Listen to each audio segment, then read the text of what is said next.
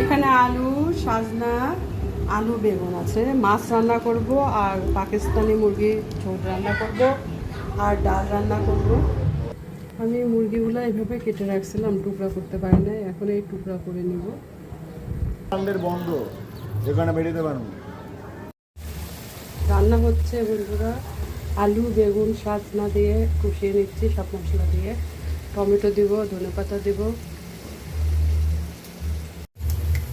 যে বাড়িওয়ালা বলেছিল ডাল খুব মজা হয়েছে, এই জন্য আবার রান্না করেছি সাজনা। এই যে মুরগির রোস্টের মতো করছি, ঝোল করে একটু আলু দিয়েছি, কারণ আলু ছাড়া আমরা বাঁচি না।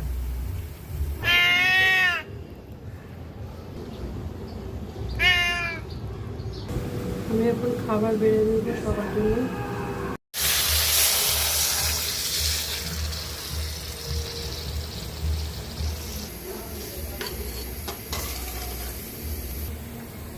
ফুটে উঠলে পানি, মাছ ভাজা দিয়ে ধনেপাতা দিয়ে নামিয়ে নেবো, টমেটো দেবো একটু।